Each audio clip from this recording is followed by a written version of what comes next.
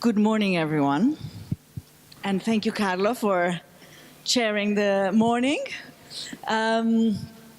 So it's my pleasure and privilege to open the day today. This has been a topic that has been very dear to my heart, so I have a lot of responsibility.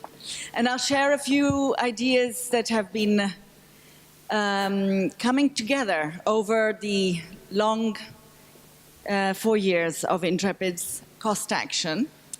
So let me start with the title, which I have no idea where it comes from, because to my knowledge, it's not mine. The title of my presentation is INTREPID Knowledge for the Present and Future. So when I sat down to prepare the presentation, I said, oh dear, either I change it or I think about it. And it made me think that actually was a very good title. I really don't know whether it was me and I forgot about it, or Marta, you wrote the title.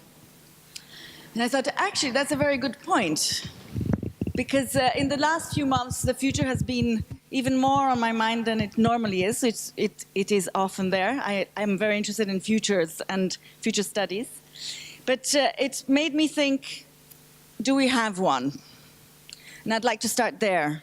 Do we have a future that is worth discussing, the knowledge for that future?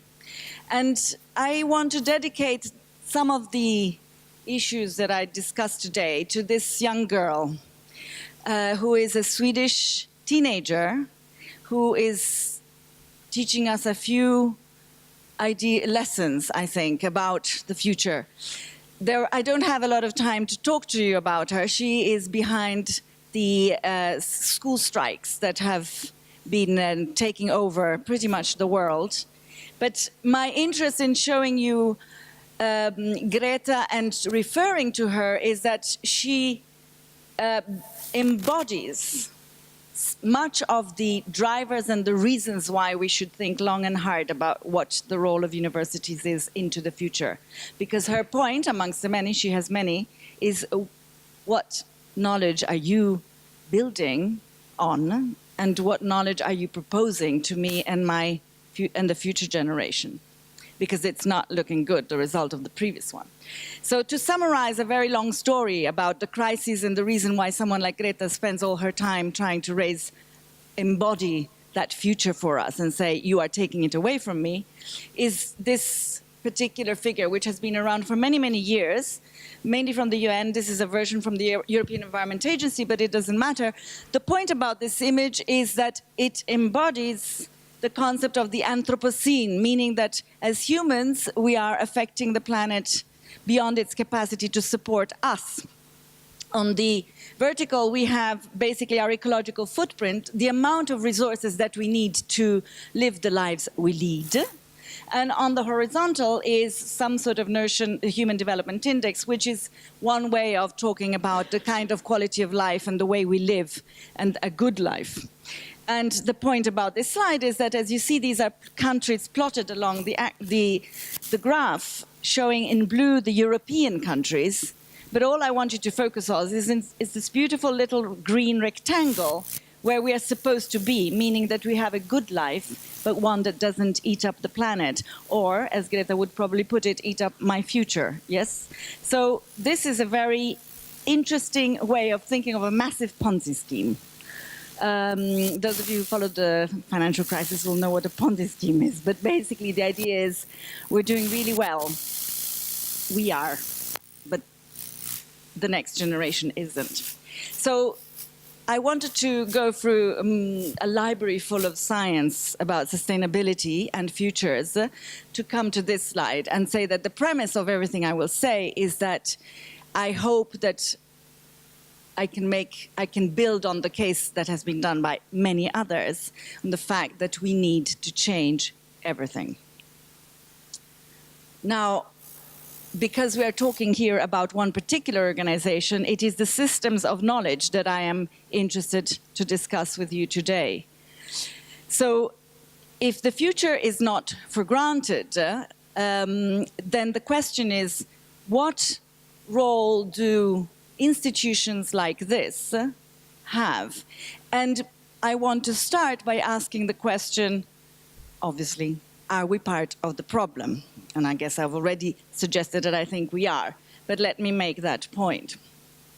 And about INTREPID and the cost action, for those who have not followed us in the last few days, just as a reminder, the network here is started off thinking about science policy and funding and the kind of knowledge that is needed for today's grand societal challenges. And the idea behind INTREPID was that inter- and transdisciplinary knowledge and research are an essential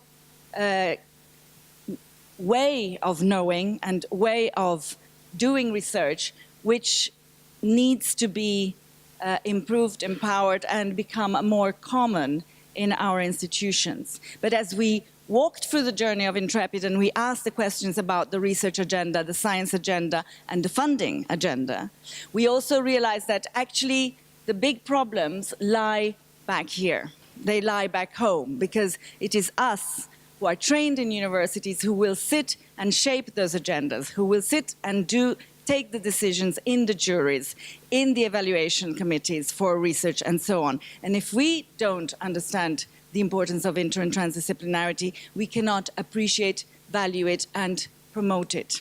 So we went back to look at ourselves. And in the grander scheme of things, I guess some of the ideas that we've been developing over the last 2 years have to do with the importance of the human potential. And are we living up to, and are we contributing to build that to the best of our abilities? INTREPID, therefore, dedicated the last part of the INTREPID network, dedicated the last 2 years to ask what is the future for universities and of universities. And the first workshop that we launched was at Westminster University, thanks to Giulio, who accepted to run the workshop within 1 month of my request. And it was a tremendous start to the 9 steps that we took. Ours is the last one here on the conference. And if you go to our website, you can find information about all the intermediate steps. But this is just to say that what I'm saying is building on the work that we've done as a network, and in the various, we've been through training schools, workshops, conferences, but also I take responsibility for many of the ideas that are basically me adding to the discussion that we've had within INTREPID. So are we part of the problem? Well, some scholars say yes, because actually we live at a time where we have more education at the highest level than we have ever had. And therefore, they say we should ask ourselves a question, if we are that educated. This is a slide from the OECD showing the rise in PhD, therefore the highest level of education possible, both in the West and in other parts of the world. And the other question that is raised is, in addition to, with all this knowledge, why is the state of the world what it is? The other question is, what do the universities stand for? And is there a problem in what they stand for? And this is a quote from a futurist, Slaughter, who says, despite the deteriorating global outlook, universities largely remain caught up in the earlier instrumental growth paradigm that brought us to this extremity in the first place. And the question has been raised by many. Are disciplines and the ethos behind both the teaching of those disciplines and, in broader terms, of the universities, which is referred to by Slaughter himself, are they contributing to what I've sort of provocatively labeled to the Ponzi scheme? So are we developing a wonderful future that is not for the next generations? And of course, disciplines and interdisciplinarity has been the core of INTREPID, and I won't develop those arguments there. We spent the first day on the 27th discussing the importance of this. But another point here that I want to leave with you is a giant on whose shoulders I've stood for quite a long time, Ernst Schumacher, who wrote "Small is Beautiful, Economics as if People Mattered." He said in 1974, if Western civilization is in the state of permanent crisis, it is not far-fetched to suggest that there may be something wrong with education, Mankind is in mortal danger, not because we are short of scientific and technological know-how, but because we tend to use it destructively and without wisdom. And Schumacher lived through the Second World War and has quite something to say about how we deal with crises and how we solve them. So I leave you with the suggestion that universities are part of the problem, and I now want to say something about how I see, thanks to the work that we've done through INTREPID over the last 2 years, how I see that we could be part of the solution, and certainly I feel we must be part of the solution. And in doing that, I really think of that wonderful portrait of Greta that is from The Guardian that I took a couple of weeks ago, because that look straight into your eyes is so direct, and it's just so clear that we need to move and we need to change. A journey then begins, and this is my interpretation of the work we've done. I suggest that there are 6 steps that are completely interdependent that we need to address, and we need to address them all as urgently as possible. Let me say one thing about the first. I think universities have to return to become the place to question and to expose. This argument, this step, I build mainly on sustainability science. Those of you who have read mainly about climate change and biodiversity and the extinction of life on this planet will have also read about the underlying problem that so much is untold, so much is unexposed, so many assumptions, worldviews, values, and judgments are not laid on the table, and therefore we keep going round in circles. Useful, important, essential, necessary, but not sufficient. So, becoming a place where to expose and question assumptions and worldviews, in my view, should be up there, very clear, as one of the purpose and the ethos behind our institutions. And I would argue it is not. And I want to use a quote from a wonderful human being, scholar, writer, activist, James Baldwin, who says, "Not everything that is faced can be changed, but nothing can be changed until it is faced." He was referring, of course, to the battle of rights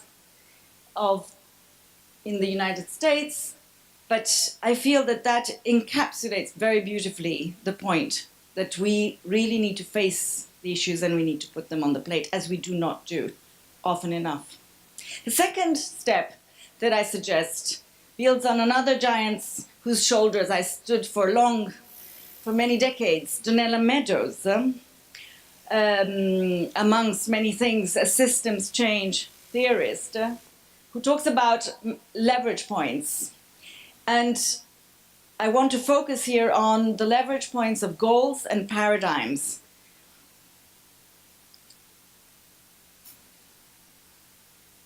What we know and how we think influences our beliefs, our attitudes, and our actions. And it shapes who we are, our present, and how we see and think and imagine and desire our future. Which is another way of saying these institutions where we have the privilege to work are the places that build ideas, and ideas have a lot of power, and we forget the responsibility that lies behind that role that we have and that we play. And Donella proposed 12 places to intervene in a system to change, to promote change. The highest levels, the highest leverage points, as she calls them. So the biggest change that can be promoted, she argues, is through the goals, changing the goals of the system, changing the mindset and paradigms out of which the system, meaning its goals, structure, rules, and delays and parameters arise, and the power to transcend paradigms being the last and the highest. we have talked a lot, and I will not talk more about the Sustainable Development Goals, their strengths, their weaknesses, their imperfections, and their potential. But of course, if we are to talk about goals, perhaps that is a place to start. But the point here that I want to leave you for the second step is that much needs to be changed and discussed about these three high level of leverage. The third step is complicated, and I'll try to be succinct, but hopefully not lose the plot for you, is to do with transformative knowledge, learning, and pedagogy. And again, here I am taking from Schumacher's arguments about education. He makes a very interesting distinction between the focus on know-how and how to know. And he has a lot of things to say about how we don't know how to learn and know. And so again, I use him to say hopefully something that is important for us today. Transformative is the key word under this third step, and transformative learning has been defined in many ways, but I refer here to Mezirow, who is perhaps the first one to use this expression. Transformative learning is about effecting change in a frame of reference. Habits of mind, points of view, biases and assumptions, ways of interpreting experience, i.e. I am connecting back to the first and the second point I made. And usually transformative learning is about two things: competencies, capabilities and how to know, and content.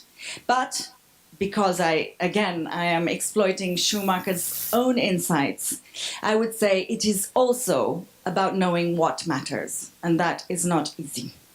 So in Intrepid, we've covered a lot the ground of why inter- and transdisciplinary ways of knowing matter and are important and should be strengthened. And I ask here whether embodied knowledge and learning is also an important factor that we need to think of a lot more. This is part of what we've been discussing in Intrepid and what we've been testing and learning, but I don't have the answer, so I put it as a question mark. In terms of capabilities, there is a lot of literature, and I'm not going to go through it, but I want to refer to one particular one because of the connection with the issue of goals. Sustainable Development Goals are a very powerful agenda, and they're causing ripples in all domains, including education, of course. And there are already several reports by the UN agencies themselves about what kind of competencies and skills we need. So I refer here to one that has been added recently, which is important to the kind of discussion that we've had within Intrepid, which is self-awareness competency, the ability to reflect on one's own role in the local community and global society, to continually evaluate and further motivate one's actions, and to deal with one's feelings and desires. It couldn't have been better defined for what I have to say and what I will come on to say, but also for what we've said in the last few days. And yesterday in particular, some of these points have come up when Julia presented, for example, the overview of her findings about what economics is in this university and what are the shortcomings of the way we teach economics here. And here you are, and not only here, of course. Another leaf that I've taken from Intrepid's team is, it links to the embodiment question that I raised earlier. It dawned on me that we have a body, and that in academia we tend to look mainly at the top bit of that body, which is the location of our brain and our mind. And whilst that is infinitely important and certainly characterizes our species, some will say, there is a lot of neuroscience that can tell us today that how we think and where ideas come from is not entirely and exclusively from that beautiful part of our body that is our head. Content. I will say only this. We've talked a lot about this, and I don't have time to cover the issue of what kind of content is absent in universities, but I think connectedness is a good word to summarize it all. We tend to fragment knowledge, and libraries full of very eloquent arguments about why this is not a good idea have been printed and have been filled. But we did talk in the beginning of our conference about, indeed, the problem that fragmented knowledge is contributing, is part of the problem that I started with today. So we do need to look at how we can improve on that. And on what matters, I want to raise another issue that has been part of our Intrepid journey, a wonderful trip to Barcelona to see an exhibition about the future and the future of humanity. And this is a quote from a Chinese artist who did a documentary entitled Whose Utopia? A beautiful piece of art. And she says this: in questioning the systemic aspirations of economic development and efficiency, she refers to a system that desires machines with human intelligence and humans that can perform like machines. This encapsulates a lot of what lies potentially ahead. And as she quite rightly asks, it is whose utopia? And who desires the future? What ideas are planted in our society, in our minds, that will shape that future? In terms of what matters, we also have an issue in these institutions, which I will raise, through this quote by a philosopher, Niemann, who says, Western secular culture has no clear place for moral language, and its use makes many profoundly uncomfortable. And we are very uncomfortable in these institutions when it comes to this. And we may need to learn to become more comfortable. So I've gone through the 3 steps, and the last I will go through more quickly. The 4th step is what role and what function for universities and institutions like ours. And here, and Prue will talk a little bit more about it, we had a wonderful symposium in Newcastle to discuss the role of civic universities, but that seed was planted at Westminster in 2017, exactly 2 years ago, which in our conversation about what do we think the future of university should look like, and the idea of civic university, which is not a new one, but perhaps something that has to be polished and wrapped up and re-proposed, came up then and stays here as an important other dimension of what our role and function should be. Surely we are a community of thinking, and that thinking, I've tried to argue, needs to be much more diverse, much more open, much more wide, and much more intrepid than we have had until now. But we also need to recover that purpose of contributing to the societies and the world we live in. The 5th step is perhaps very biased to my favor of thinking about the future. But I do believe, it's not only my bias, hopefully, I do believe that in our conversations it becomes very clear that, as I said, because ideas are so powerful, and they are powerful because essentially, as future studies scientists would say, they colonize the future. And make you think of, those of you who think about urban, which is a theme for us, smart cities is a perfect example. It has beautifully colonized the imagination of the future of urban spaces. Good or bad, the point that I want to make here is the power of that idea and that how it occupies. So we need to use these spaces and these institutions to teach us to think and to know how to think about the future. And in particular, I want to use here the beautiful expression, the education of desire. The last point is obvious. Our whole systems need to change. I started arguing that the problems are such that all change is needed, but for our institutions that is certainly the case. Much needs to be reviewed, and of course these 6 steps that are not in row. I just started with the one that I think is more important because it's the most powerful underlying cross-cutting one. But all of them need to be addressed. So when, for example, the United Nations, which has written and worked so hard to promote that agenda that some of you will remember from the 1992 Rio conference, which we called bravely Education for Sustainable Development, and which is still so far from being even known in most institutions, let alone the center of them. And its report from 2014 comes up with this final reflection. When it comes to whole system change, which is what they argue is needed for education for sustainable development to work, we are not yet there.